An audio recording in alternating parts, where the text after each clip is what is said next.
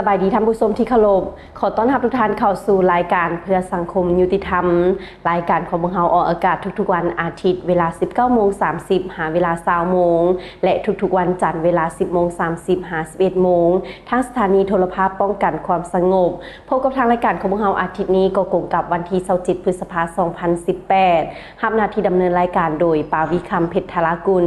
ซึ่งอาทิตย์นี้ทางรายการของพวกเราก็มีข่าวการเคลื่อนไหวของแขนงยุติธรรมแต่ศูนย์กลางฮอดท้องถิ่นที่สำคัญและน่าสนใจมานำเสนอให้ท่านผู้ชมได้ติดตามรับชม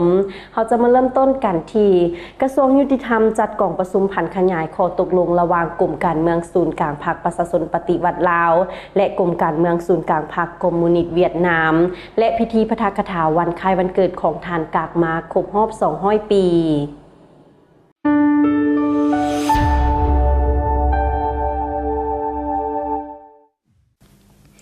ในตอนเช้าของวันที่18พฤษภาคม2018ที่สโมสรกระทรวงยุติธรรมได้จัดกองประชุมผันขยายข้อตกลงของกลุ่มการเมืองศูนย์กลางพรรคประชาชนปฏิวัติลาวและกลุ่มการเมืองศูนย์กลางพรรคคอมมิวนิสต์เวียดนามปี2018และพระธกถาวันเกิดของท่านกากมาครบรอบ200 ปีโดยการเป็นประธานของท่านไสศรีสันติวงศ์กรรมการศูนย์กลางพรรครัฐมนตรีกระทรวงยุติธรรมเขาร่วมมีโครงการบรรดากรมศูนย์แก้ไขข้อขัดแย้งทางด้านเศรษฐกิจสถาบันยุติธรรมแห่งชาติตลอดพนักงานรัฐกรของกระทรวงยุติธรรมเข้าร่วมอย่างพร้อมเพรียงในพิธีทานไสศรีสันติวงศ์รัฐมนตรีกระทรวงยุติธรรมก็ได้เกียรติเผยแพร่เอกสารบทบันทึกข้อตกลงของกรมการเมืองศูนย์กลางพรรคประชาชนปฏิวัติลาวและกรมการเมืองศูนย์กลางพรรคคอมมิวนิสต์เวียดนามปี2018ซึ่งทั้งสองกรมการเมืองได้ตกลงเป็นเอกภาพกันดังนี้สืบต่อเพิ่มทวีการพัวพันร่วมมือด้านเศรษฐกิจด้านวัฒนธรรมสังคมและด้านเวียกงานป้องกันชาติป้องกันความสงบและการเสริมขยายการพัวพันมิตรภาพอันเป็นมูลเชื่อความสามัคคีในสายพัวพันแบบพิเศษและการร่วมมือรับด้านระหว่าง2ภาค2รัฐและประชาชน2ประเทศให้มันคงทนงแกนตลอดกาลนานพร้อมเดียวกันนี้ท่านก็ได้เผยแพร่เอกสารสภาพการชายแดนลาวกัมพูชาซึ่งในระยะผ่านมาสาธารณรัฐประชาธิปไตยประชาชนลาวและราชอาณาจักรกัมพูชาได้เพิ่มทวีการแก้ไขปัญหาชายแดนที่ยังคงค้างเพื่อให้เส้นชายแดนของทั้ง2ประเทศกลายเป็นเส้นชายแดนแห่งสันติภาพมิตรภาพและการร่วมมืออย่างแท้จริงให้น้ำมือแน่นแฟ้นยิ่งขึ้นหลังจากนั้นผู้กระร่วมก็ได้ฟังการปาฐกถาวันเกิดของท่านกากมาครบรอบ200 ปีให้เกียรติปาฐกถาโดยท่านบุษวัฒน์บุพภารองรัฐมนตรีกระทรวงยุติธรรมซึ่งท่านได้ให้ฮู้ว่าท่านกากมาแม่นนักปฏิวัติผู้ยิ่งใหญ่ของชนชั้นกรรมกรและสาวผู้ออกแรงงานซึ่งท่านได้ซอกหาวิธีการต่างๆเพื่อโค่นล้มระบอบนายทุนที่กดขี่ขุนฮีดชนชั้นกรรมกรและสาวผู้ออกแรงงานและท่านยังเป็นผู้ให้กำเนิดปรัชญามาร์กซิสต์คือลัทธิวัตถุนิยมสัจจวิภาคลัทธิวัตถุนิยมประวัติศาสตร์การเมืองและลัทธิคอมมิวนิสต์วิทยาศาสตร์ซึ่งมันได้กลายเป็นตัวแทนแห่งการปกป้องสิทธิและผลประโยชน์อันชอบธรรมของชนชั้นกรรมกรท่านผู้ชมเราจะมาต่อกันที่กระทรวงยุติธรรมจัดกล่องประชุมสร้างแผนกำหนดพนักงานคุ้มครองนำพาเพื่อให้การสร้างแผนกำหนดพนักงานนำพาคุ้มครองสามารถตอบสนองทางด้านปริมาณและคุณภาพเพื่อประกอบเข้าใส่ตำแหน่งงานให้ถูกต้องและสอดคล้องกับหน้าเวียกตัวจริงในการปฏิบัติหน้าที่การเมืองของภาครัฐในเฉพาะหน้าและยาวนานและใช้รับประกันลักษณะสืบทอดเปลี่ยนแทนอย่างต่อเนื่องเป็นการหั่นยุทธศาสตร์เกี่ยวกับเวียกงานพนักงานให้เป็นอันละเอียดสร้างโครงการสั่งรวมพื้นฐานให้แก้การสร้างแผนการก่อสร้างบำรุงคาดคะเนซับซ้อนและจัดวางพนักงานให้แท้เหมาะกับสภาพเงื่อนไขตัวจริงอย่างสมเหตุสมผลกองประชุมดังกล่าวได้จัดขึ้นในระหว่างที่21-22พฤษภาคม2018ที่สโมสรกระทรวงยุติธรรมโดยการเป็นประธานของท่านไสศรีสันติวงศ์กรรมการศูนย์กลางพรรครัฐมนตรีกระทรวงยุติธรรมมีบรรดาท่านรองรัฐมนตรีหัวหน้าองค์การบรรดาหัวหน้ากรมศูนย์แก้ไขข้อขัดแย้งทางด้านเศรษฐกิจสถาบันยุติธรรมแห่งชาติแขกรับเชิญและบรรดาหัวหน้าแผนกที่สังกัดอยู่กระทรวงยุติธรรมเข้าร่วมอย่างพร้อมเพรียงในกองประชุมผู้ร่วมได้ฟังการเผยแพร่เอกสารมติของกรมการเมืองศูนย์กลางพรรคประชาชนปฏิวัติลาวฉบับเลขที่30/กมสพลงวันที่3มกราคม2018ว่าด้วยมาตรฐานของพนักงานนำพาคุ้มครองและฉบับเลขที่32/กมสพลงวันที่3มกราคม2018ว่าด้วยเวียกงานการสร้างแผนกำหนดพนักงานนำพาคุ้มครองซึ่งให้เกียรติในการเผยแพร่โดยท่านไสศรีสันติวงศ์รัฐมนตรีกระทรวงยุติธรรม พร้อมเดียวกันนี้ในกองประชุมก็ได้มีการดำเนินการทับทามแผนกำหนดพนักงานการนำของกระทรวงยุติธรรมตื่มอีกกองประชุมดังกล่าวได้ดำเนินมาฮอดที่2พฤษภาคม2018จึงปิดลงด้วยผลสำเร็จอันจบงามเราจะมาต่อกันที่ข่าวรัฐมนตรีกระทรวงยุติธรรมตอนรับการเข้าเยี่ยมคำนับของทานหัวหน้าศูนย์รัฐธรรมนูญเพื่อประชาธิปไตยหรือ CCD มหาวิทยาลัยอินเดียนาสหรัฐอเมริกาตอนบ่ายของวันที่22พฤษภาคม2018ที่กระทรวงยุติธรรมท่านไซศรีสันติวงศ์รัฐมนตรีกระทรวงยุติธรรมได้ให้เกียรติต้อนรับการเข้าเยี่ยมคำนับของทานศาสตราจารย์เดวิดวิลเลียมหัวหน้าศูนย์รัฐธรรมนูญเพื่อประชาธิปไตยหรือ CCD พร้อมด้วยคณะในโอกาสที่เดินทางมาเยี่ยมยามและเฮ็ดเวียกร่วมกับกระทรวงยุติธรรมในระหว่างวันที่21หาวันที่29พฤษภาคม2018นี้ในโอกาสนี้ท่านชัยศรีสันติวงศ์รัฐมนตรีกระทรวงยุติธรรมได้กล่าวแสดงความยินดีต้อนรับและตีราคาสูงต่อท่านศาสตราจารย์เดวิดวิลเลียมหัวหน้าศูนย์รัฐธรรมนูญเพื่อประชาธิปไตยพร้อมด้วยคณะในโอกาสที่เดินทางมาเยี่ยมยามและเฮ็ดเวียกร่วมกับกระทรวงยุติธรรมหลังจากนั้นท่านศาสตราจารย์เดวิดวิลเลียมก็ได้รายงานสภาพการเคลื่อนไหวของเวียกงานและกล่าวจุดประสงค์ของการขอเข้าเยี่ยมคำนับและเฮ็ดเวียกร่วมกับกระทรวงยุติธรรมในครั้งนี้ก็แม้นเพื่อเป็นการเก็บกำข้อมูลเกี่ยวกับการปฏิบัตินโยบายการสร้างรัฐที่ปกครองด้วยกฎหมายอยู่สปป.ลาวโดยอิงใส่แผนแม่บทว่าด้วยการพัฒนารัฐแห่งกฎหมายแต่นี้ฮอดปี2020นอกจากนี้ก็เพื่อเป็นการประสานสมทบการเคลื่อนไหวในการร่วมมือด้านวิชาการของศูนย์รัฐธรรมนูญเพื่อประชาธิปไตยให้แก่สปป.ลาวในเวียกงานการพัฒนารัฐที่ปกครองด้วยกฎหมายและเพื่อเป็นการเพิ่มทวีสายพัวพันการร่วมมือช่วยเหลือซึ่งกันและกันด้านเวียกงานยุติธรรมในตอนหน้าพร้อมกันนั้นท่านยังได้แสดงความขอบใจต่อท่านชัยศรีสันติวงศ์รัฐมนตรีกระทรวงยุติธรรมที่ได้ให้การต้อนรับอย่างอบอุ่นในครั้งนี้ด้วยเบิ่งอนาคตเบิ่งทางเห็นที่เป็นไปได้เนาะในการสร้างสรรค์และพัฒนาท่านผู้ชมจากนี้ไปเราจะไปต่อกันที่ข่าวคณะนำกระทรวงยุติธรรมลงเคลื่อนไหวเวียกงานยุติธรรมภาคฐานอยู่แผนกยุติธรรมแขวงไซสมบูรณ์ในระหว่างวันที่16-18พฤษภาคม2018ผ่านมานี้คณะนำของกระทรวงยุติธรรมซึ่งนำพาโดยท่านเป็นเอกเสริมสุขสิมพวงศ์รองรัฐมนตรีกระทรวงยุติธรรมพร้อมด้วยคณะได้ลงเคลื่อนไหวเวียกงานทางราชการอยู่แผนกยุติธรรมแขวงไซสมบูรณ์โดยการต้อนรับของท่านอุดรสิงห์ดาราหัวหน้าแผนกยุติธรรมแขวงไซสมบูรณ์มีบรรดาพนักงานราชการภายในแผนกยุติธรรมแขวงเข้าร่วมอย่างพร้อมเพรียงในพิธีท่านอุดรสิงห์ดาราหัวหน้าแผนกยุติธรรมแขวงไซสมบูรณ์ได้ขึ้นผ่านบทสรุปการจัดตั้งปฏิบัติเวียกงานยุติธรรมภาคฐานติดพันกับเวียกงานสามสร้างในระยะผ่านมาซึ่งท่านได้ยกให้เห็นถึงด้านดีด้านอ่อนและข้อคงค้างจำนวนหนึ่งที่จะต้องสืบต่อแก้ไขในตอนหน้านอกนั้นท่านยังได้ผ่านทิศทางแผนการจุดสุ่มเวียกงานยุติธรรมภาคฐานในตอนหน้าของแผนกยุติธรรมแขวงไซสมบูรณ์ในตอนท้ายของพิธีท่านพลเอกเสริมสุขสิมพวงศ์รองรัฐมนตรีกระทรวงยุติธรรมก็ได้มีคำเห็นโอ้ล้มต่อกองประชุมซึ่งก่อนอื่นท่านได้กล่าวย่องย้อสมเสยต่อผลสำเร็จที่ทางแผนกยุติธรรมแขวงไซสมบูรณ์ญาติมาได้ในระยะผ่านมาพร้อมนั้นท่านยังได้เน้นหนักให้คณะแผนกพนักงานราชการของแผนกยุติธรรมแขวงไซสมบูรณ์จงยกสูงความรับผิดชอบต่อหน้าที่การเมืองของตนและจัดตั้งปฏิบัติเวียกงานที่ภาครัฐมอบหมายให้ประสบผลสำเร็จตามทิศทางแผนการที่กำหนดไว้และในโอกาสดังกล่าวท่านรองรัฐมนตรียังได้มอบเงินจำนวน175ล้านกีบให้แก่แผนกยุติธรรมแขวงไซสมบูรณ์เพื่อก่อสร้างอาคารห้องการหลังใหม่ของแผนกยุติธรรมแขวงไซสมบูรณ์กระทรวงยุติธรรมจัดกองประชุมเผยแพร่สร้างความรับรู้เกี่ยวกับการประเมินผลกระทบของห้างนิติกรรมในตอนเช้าของที่22พฤษภาคม2018ที่สถาบันยุติธรรมแห่งชาติกรมกฎหมายกระทรวงยุติธรรมได้จัดกองประชุมเผยแพร่เพื่อสร้างความรับรู้เกี่ยวกับการประเมินผลกระทบของห้างนิติกรรมให้แก่นักศึกษาของสถาบันยุติธรรมแห่งชาติโดยการเป็นประธานร่วมของท่านสมฤทธิ์อ่อนตาหัวหน้าแผนกสังรวมบริหารกรมกฎหมายกระทรวงยุติธรรมและท่านนางทุมราศรีหาปัญญาหัวหน้าแผนกจัดตั้งพนักงานและกฎกาของสถาบันยุติธรรมแห่งชาติ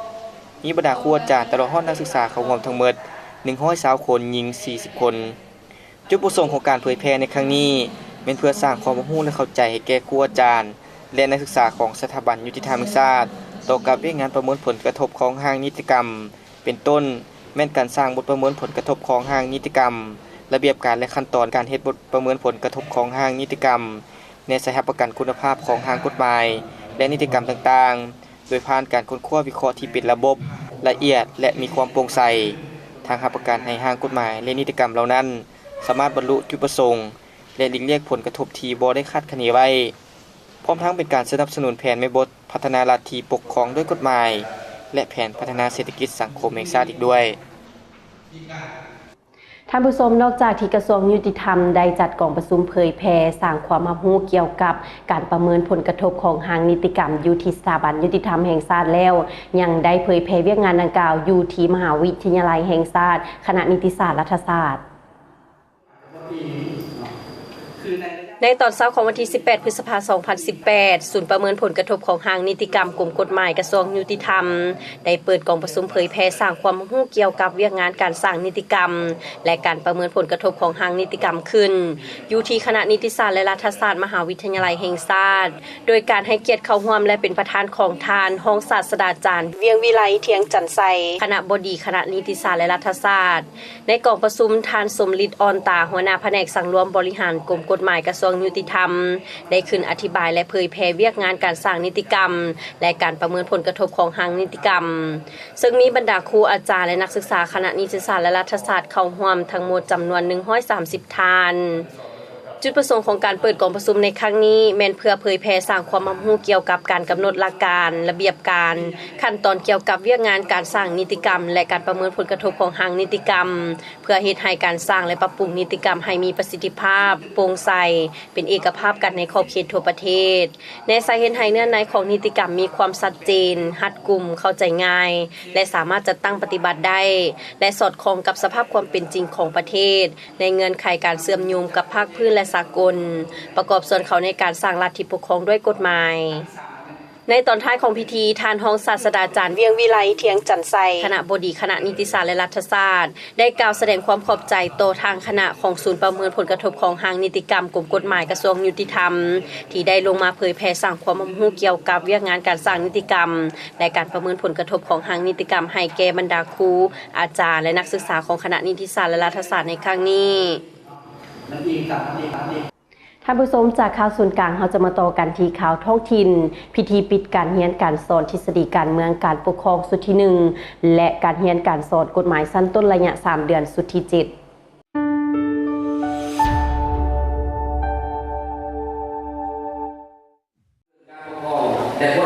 ดังกล่าวได้จัดขึ้นในวันที่ 18 พฤษภาคม 2018 ผ่านมาที่สโมสรเมืองเวียงไซโดยเป็นเกียรติเข้าร่วมของทานเพิดมาปัญญาคณะประจำภาคแขวงหัวหน้าคณะโฆษณาอบรมแขวงหัวพันท่านสมพรอินทวิไลหัวหน้าแผนกยุติธรรมแขวงมีบรรดาคณะนำของเมืองเวียงไซมีผู้ต่างหน้าจากห้องการอ้อมข้างเมืองครูอาจารย์สอนและนักสมณกรเข้าร่วมอย่างพร้อมเพรียงในพิธีทานพันศรีทิพมณีหัวหน้าห้องการยุติธรรมเมืองเวียงไซก็ได้ขึ้นผ่านบทสรุปการเรียนการสอนการเมืองการปกครองและการเรียนกฎหมายสั้นต้นประจำปี 2018ซึ่งการเรียนการสอนดังกล่าวได้ดำเนินมาเริ่มแต่วันที่ 12 กุมภาพันธ์วันที่ 18 พฤษภาคม 2018มีนักสมณกรเข้าร่วมเรียนทั้งหมด 52 คนหญิง 14 คน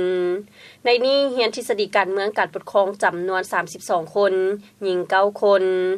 หลักสูตรการเรียนประกอบมี9วิชาเรียนใช้เวลาเรียนทั้งหมด393ชั่วโมงและนักเรียนกฎหมายชั้นต้นจำนวน20คนหญิง5คนประกอบมี37วิชาเรียนใช้เวลาเรียนทั้งหมด450ชั่วโมงซึ่งตลอดระยะ3เดือนนักสมณกรทั้ง2ระบบได้เอาใจใส่ในการค้นคว้าเรียนและกำได้บรรดาหลักมูลพื้นฐานทฤษฎีมาร์กเลนินการนำเอากรณีศึกษาที่เกิดขึ้นตัวจริงมาค้นคว้าและร่วมกันแก้ไขเฮ็ดให้นักสมณกรได้รับรู้และเข้าใจต่อกับการแก้ไขข้อขัดแย้งต่างๆที่เกิดขึ้นอย่างถูกต้องและสอดคล้องตามกฎหมายและกำได้บรรดาหลักมูลพื้นฐานทฤษฎีมาร์กเลนินผ่านการเรียนการสอนทฤษฎีการเมืองและกฎหมายชั้นต้นในครั้งนี้สามารถจัดระดับนักสมณกรได้ดังนี้ระดับเกรด A มีจำนวน34คนหญิง13คนและระดับเกรด B มีจำนวน18คนหญิง1คนใน ในตอนท้ายของพิธีทานเพิดมาปัญญาคณะประจำภาคแขวงหัวหน้าคณะโฆษณาอบรมแขวงหัวพันก็ได้มีคำเห็นโอลมต่อพิธีซึ่งท่านได้แสดงความย่องยอสมเสยต่อคณะผู้ผิดชอบครูอาจารย์และนักสมณกรที่ได้เอาใจใส่สิสอนทำเฮียนตลอดระยะ3 เดือนพร้อมกันนั้นท่านยังได้เน้นหนักให้นักสมณกรนำเอาความรู้ทางด้านทฤษฎีการเมืองและกฎหมายที่ได้ทำเฮียนมานำไปจะตั้งผันขยายเข้าในหน้าที่เวียกงานที่ตนรับผิดชอบให้ประสบผลสำเร็จตามคาดหมายเราจะมาต่อกันที่แผนกยุติธรรมแขวงอุดมไซได้จัดพิธีปิดการเรียนการสอนกฎหมายสั้นต้นอยู่เมืองไซแขวงอุดมไซในตอนเช้าของที่19พฤษภาคม2018แผนกยุติธรรมแขวงอุดมไซได้จัดพิธีปิดการเรียนการสอนกฎหมายสั้นต้นอยู่เมืองไซแขวงอุดมไซโดยการเป็นประธานของท่านคำแสนซาวมงวือหัวหน้าห้องการยุติธรรมแขวงอุดมไซเป็นเกียรติร่วมของท่านวาลีจือโนเย่งห้องเลขาพรรคเมืองหัวหน้าคณะกฎการภาครัฐเมืองไซมีหัวหน้าห้องการยุติธรรมเมืองท่านผู้ตั้งหน้าจากโครงการอ้อมข้างเมืองและนักสำนักกรเข้าร่วมทั้งหมด35คนหญิง2คนในพิธีทานขมุยพรหมลินหัวหน้าห้องการยุติธรรมเมืองไซได้สรุปรายงานผลสำเร็จการจัดตั้งปฏิบัติหลักสูตรการเรียนการสอนกฎหมายชั้นต้นระยะ3 เดือนซึ่งการเรียนการสอนกฎหมายชั้นต้นแม้นจัดให้เฉพาะพนักงานหลักแรงของแผนกการอ้อมข้างเมืองเลขาฝักบ้านในบ้านของเมืองไซการเรียนการสอนดังกล่าวแม้นได้นำเอาบางกฎหมายใน4โขงเขตมาชิดสอนผ่านการเรียนการสอนกฎหมายชั้นต้นเฮ็ดให้นักสำนักกรได้รับรู้เข้าใจและเคลื่อนไหวเวียกงานให้ถูกต้องตามพระราชบัญญัติสิทธิและหน้าที่ของตนเป็นต้นการบริหารบ้านเข้าสู่กฎหมายและระเบียบการเทื่อละก้าวเฮ็ดให้กลุ่มบ้านและอาคารบ้านมีการพัฒนามีความสงบมีความเป็นระเบียบเรียบร้อยโดยพื้นฐานและกลายเป็นบ้านแบบอย่างในการปฏิบัติกฎหมายในตอนท้ายของพิธีท่านวาลีจือนอเย่งห้องเลขาพรรคเมืองหัวหน้ากฎการภาครัฐเมืองไซก็ให้เกียรติอบรมต่อพิธีซึ่งท่านก็ได้กล่าวย่องยอสมเสย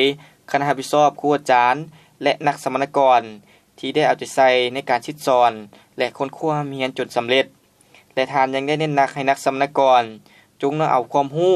ความสามารถที่ได้เรียนมาไปผันขยายเข้าในหน้าที่เวียกงานของตนในขอบเขตที่ตนเองรับผิดชอบให้เกิดผลประโยชน์สูงสุดท่านผู้ชมที่ผ่านไปนั้นก็เมนข่าวการเคลื่อนไหวของแขนงยุติธรรมแต่ศูนย์กลางฮอดท้องถิ่นฮอดประจำอาทิตย์นี้สระยะหน้าทางรายการของพวกเราจะให้ท่านผู้ชมได้ติดตามรับชมขบวนการเคลื่อนไหวเวียกงานของชาวหนุ่มอาสาสมัครกระทรวงยุติธรรมอยู่ที่แผนกยุติธรรมแขวงไซสมบูรณ์จะมีรายละเอียดขึ้นในนั้นติดตามรับชมกันในระยะหน้าแต่ตอนนี้พักก่อน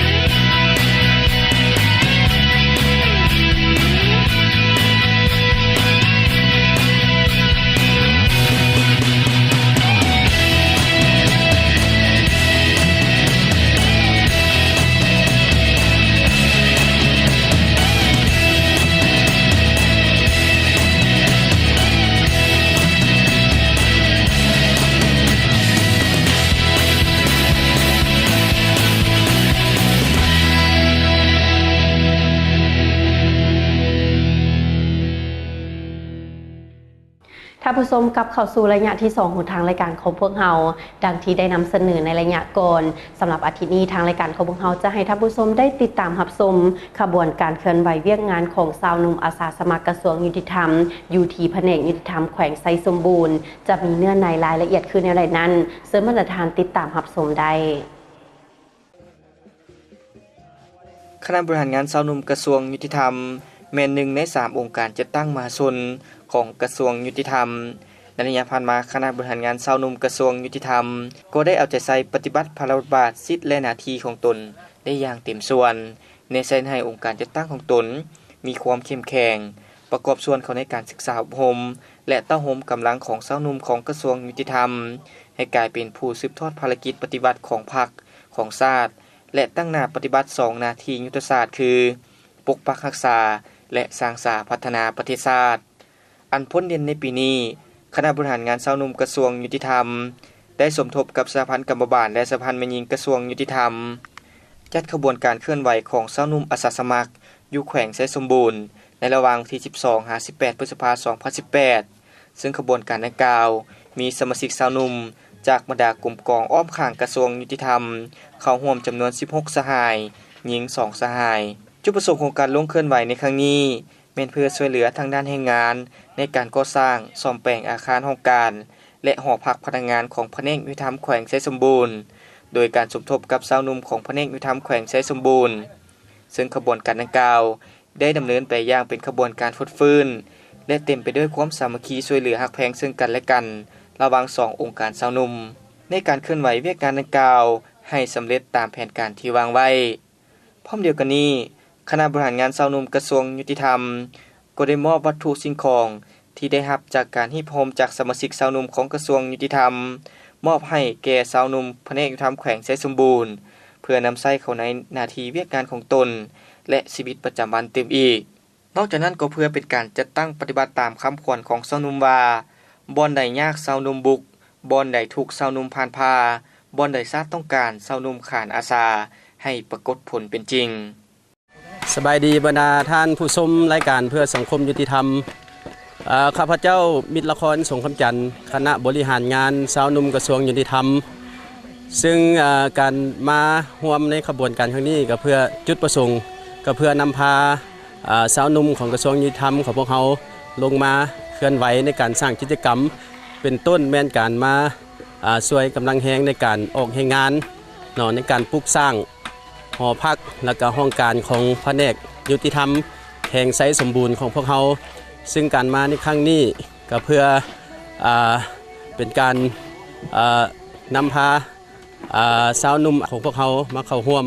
1ละแม่นเพื่อก่อสร้างหอพักและก็ห้องการของแผนกยุติธรรมไชยสมบูรณ์ของพวกเขาเป็นต้นเป็นการปูกระโลการโบกฝาและการเทพื้นของหน้าห้องการของแผนกซึ่งในนั้นก็มีสมาชิกสาวหนุ่มของพวกเขาลงมาถือว่ามาเฮ็ดเวียกตัวจริงน้ำกันแรงงานของพวกเขาเองซึ่งพวกเขาก็บ่ได้จ้างแรงงานมาจากทางอื่นพวกเขาก็นำใช้แรงงานของพวกเขาในการลงมาในครั้งนี้โดยเฉพาะเลยสำหรับบุคลากรที่ลงมาในครั้งนี้ก็เป็นสมาชิกสาวหนุ่มของกระทรวงยุติธรรมของเขาโดยเฉพาะสมาชิกสาวหนุ่มของต่างหน้าแต่ละหน่วยสาวหนุ่มของกระทรวงยุติธรรมซึ่งได้ลงเข้ามาร่วมในการเฮ็ดเวียกในครั้งนี้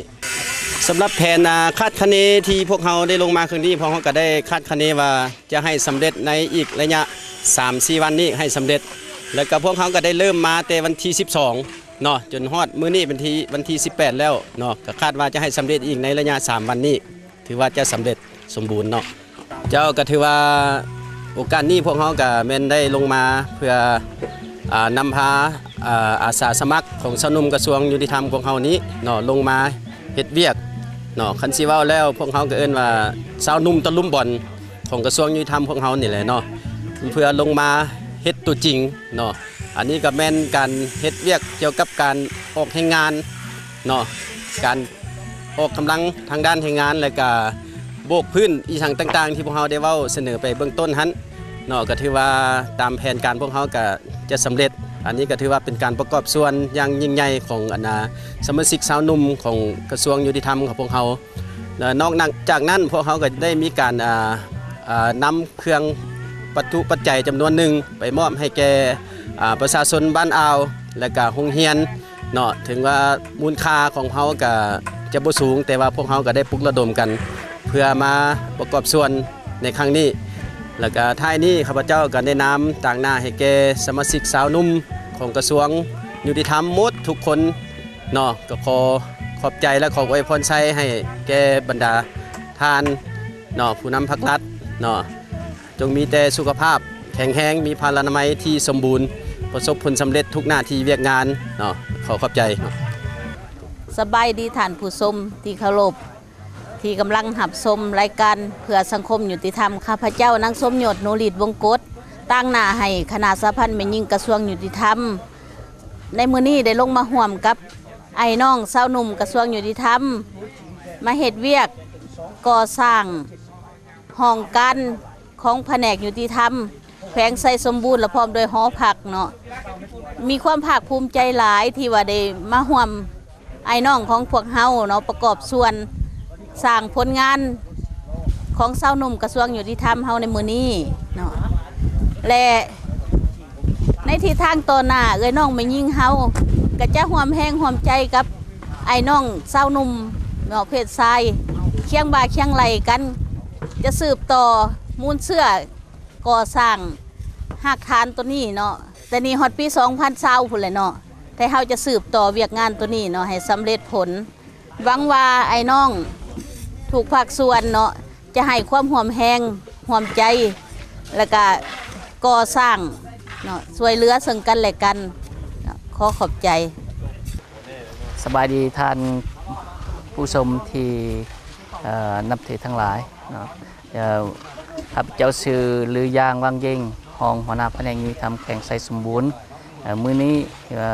ข้าพเจ้ารู้สึกเป็นเกียรติอย่างสูงเนาะที่ได้มาสัมภาษณ์ทั้งรายการเพื่อสังคมยุติธรรมของกระทรวงยุติธรรมที่เพิ่นได้มาเฮ็ดเวียกอยู่แขวงไซสมบูรณ์ของพวกเฮาแล้วในโอกาสนี้ทางการนำของกระทรวงยุติธรรมเพิ่นก็ได้นำเอาวัตถุจิตใจทางแรงงานโดยเฉพาะและเป็นขบวนการชาวนุ่มของกระทรวงยุติธรรมเพิ่นก็ได้มาช่วยแผนกยุติธรรมพวกเฮาในการก่อสร้างหอพักให้แก่แผนกยุติธรรมแขวงไซสมบูรณ์ของพวกเฮาคือ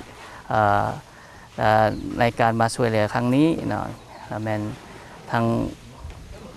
สาวหนุ่มกระทรวงยุติธรรมมันก็ได้มาสุ่มใช้ทางกำลังวัตถุจิตใจแรงงานเนาะแม่นพวกเขาได้พร้อมกันจัดตั้งปฏิบัติมันเฮ็ดสำเร็จหอพักของพวกเขานี้โดยพื้นฐานเนาะอันนี้มันน้ำจิตน้ำใจมันความเป็นห่วงเป็นใยของการนำกระทรวงยุติธรรมต่อแผนกยุติธรรมของแขวงไซสมบูรณ์ของพวกเขาฉันข้าพเจ้าต่างหน้าให้แก่พนักงานของแผนกยุติธรรมแขวงไซสมบูรณ์ขอถือโอกาสนี้แสดงความขอบใจอย่างสูงมายังการนำของกระทรวงยุติธรรมที่ได้เห็นความสำคัญแล้วก็ได้ตัดสินใจมาช่วยเหลือให้แก่แผนกยุติธรรมแขวงไซสมบูรณ์โดยเฉพาะละแมนขบวนสาวนุ่มของกระทรวงยุติธรรมก็ได้สละเวลามาลงมือจัดตั้งปฏิบัติตัวจริงเฮ็ดให้พวกเรานี่สามารถก่อสร้างหอพักของแผนกยุติธรรมพวกเราได้สำเร็จอันนี้เป็นผลงานอันยิ่งใหญ่และอีกทีนึงครับเจ้าขอแสดงความขอบใจมายังการนำของกระทรวงมายังสาวนุ่มของกระทรวงยุติธรรมที่ได้มาช่วยและมาชี้นำมาเยี่ยมมายามแขวงไซสมบูรณ์ของพวกเราก็คือแผนกยุติธรรมของแขวงไซสมบูรณ์ส่วนท้ายนี้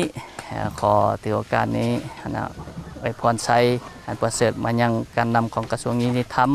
และก็สาวนุ่มกระทรวงยุติธรรมจงมีสุขภาพเข้มแข็งเชื่อมั่นว่าในตอนหน้าขบวนการสาวนุ่มของกระทรวงยุติธรรมให้กับที่ได้มาเยี่ยมยามและไม่ให้เวียกและมาช่วยพวกเราตื่มในอนาคตขอขอบใจในโอกาสดังกล่าวทานปริเอกเสริมสุขสิมพวงศ์รองรัฐมนตรีกระทรวงยุติธรรมทางเป็นผู้ชี้นำเวียกงานองค์การจัดตั้งมหาชนต่างหน้าให้คณะพักคณะนำกระทรวงยุติธรรมก็ได้มอบเงินจำนวน175ล้านกีบให้แก่แผนกยุติธรรมแขวงไซสมบูรณ์เพื่อก่อสร้างและซ่อมแปลงอาคารของแผนกยุติธรรมแขวงดังกล่าวสำหรับทิศทางแผนการต้นหน้าของคณะบริหารงานสาวนุ่มกระทรวงยุติธรรมแม้จะสืบต่อสร้างขบวนการของสาวนุ่มให้ฟดฟื้นและมีเนื้อในประวัติศาสตร์อย่างเป็นปกติ ท่านผู้ชมทั้งหมดนั้นก็เป็นข่าวการเคลื่อนไหวของแขนงยุติธรรมแต่ศูนย์กลางฮอดท้องถิ่นและขบวนการลงเคลื่อนไหวเวียกงานของชาวหนุ่มอาสาสมัครกระทรวงยุติธรรมอยู่ที่แผนกยุติธรรมแขวงไซสมบูรณ์โดยเฉพาะการลงเคลื่อนไหวในครั้งนี้เป็นการสมทบกับชาวหนุ่มแขวงในการก่อสร้างซ่อมแปลงอาคารห้องการและหอพักพนักงานนอกจากนั้นยังได้นำเอาเครื่องที่ได้ฮีบโฮมจากสมาชิกชาวหนุ่มภายในกระทรวงยุติธรรมนำไปช่วยเหลือให้พ่อแม่ประชาชนภายในแขวงอีกด้วยท่านผู้ชมมาฮอดตอนนี้ก็ถือว่าเป็นระยะสุดท้ายของทางรายการของพวกเราขอขอบใจกับท่านผู้ชมที่ให้เกียรติติดตามรับชมรายการของพวกเรามาตั้งแต่ต้นจนจบท่านสามารถติดตามรับชมรายการของพวกเราได้ในวันและเวลาเดียวกันนี้และขอขอบใจกับรัฐวิสาหกิจลาวสกายเวย์ที่ให้การสนับสนุนกับทางรายการของพวกเราได้ดีตลอดมาสำหรับระยะนี้มีส่วนลดในการเดินทางไปที่แขวงหลวงพระบางแขวงเชียงขวางและปากเซในการสั่งซื้อเมนซื้อได้ที่ผ่านเว็บไซต์ในราคาเริ่มต้น 299,000 กีบราคานี้เป็นรวมทั้งประกันภัยและค่าอื่นๆท่านใดที่มีความสนใจสามารถติดต่อได้ที่1441ลาวสกายเวย์อยากให้ทุกท่านได้บินมฮอนี่ปาวิคัมเพชรรากุลพร้อมด้วยทีมงานขอลาท่านผู้ชมไปก่อนพบกันใหม่อาทิตย์หน้าสบายดี